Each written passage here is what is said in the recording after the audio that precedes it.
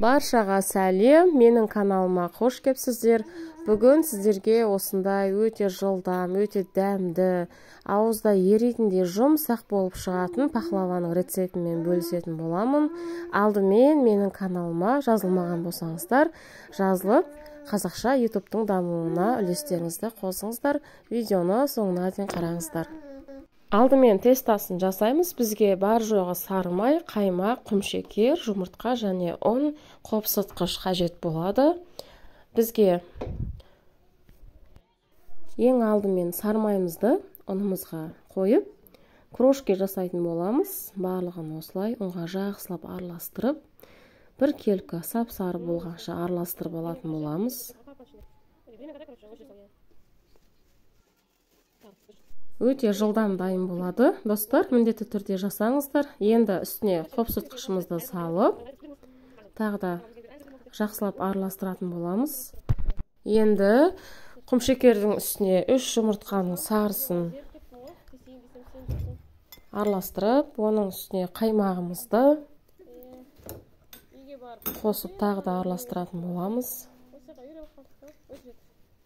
Өте жылдам, өте дәмді, керемет болып шығады.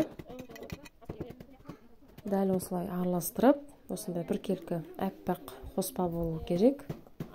Енді осыны ұнымыздың үстіне құйып, жұмсақ қамыр илейтін боламыз.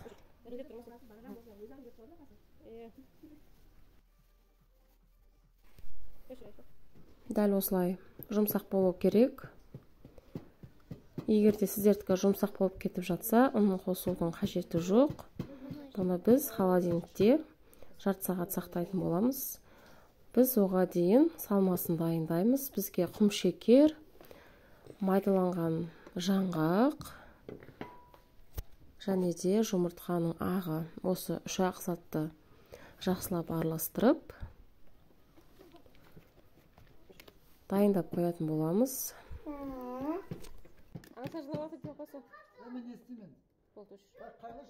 Бізде жарты сағат өтті. Қамырымыз тынып әдем болып тұрды. Бір бөлігін кішілеу қыласыздар.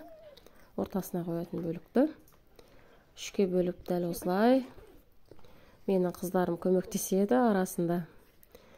Дәл осылай жайып аламыз. Өте жұмсақ, нәзік қамыр болып шығады. Дәл осылай барлығын, яғни 3 бөлікке бөлген барлығын жайып шығатын боламыз. Ең бірінші бөлігін дәл осылай тапамызға қойып, әдемілеп жан-жағын қойып шығатын боламыз. Екіншісін кішілеу бөліктен алатын боламыз, себебі бұл ортасына қоятын қамырымыз болады. Ал астыңғы үстіңгі бөліктері үлкендеу, қалыңдау болса ештеңе етпейді. Жаңғағымызды осылай жұқалап қоятын боламыз. Одан кейін екіншісі, ешқандай ортасы піспей қалады деген бұл жерде жоқ.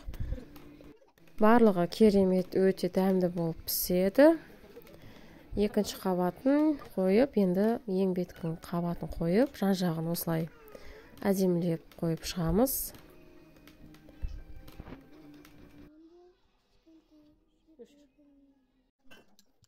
Енді бетіне жұмыртқаның сарысын жағып, бір келкі осылай. Одан соң қалауларыңыз бойынша күнжіт, мак сепсеңіздер болады. Бұл міндетті емес, сәндік үшін. Енді пахлавамызды дәл осылай видеодағыдай кесіп шығамыз. Өте керемет болады. Кесу түкте қиын емес. Енді бетіне бүтін жаңғақтарымызды қойып шығатын боламыз. Пешімізді қыздырып қоюды ұмытпаңыздар. 180 градуста қызарып піскенше қоятын боламыз. Пахлавамыз пісті. Өте жұмсақ, өте дәмді. Міндетті түрде жасап көріңіздер. Егер видеом ұнаған болса, поделиться батырмасын басып, WhatsApp группаларға жіберіп қоюды ұмытпаңыздар. Сіздермен болған Айгерім. Қош сау болыңыздар.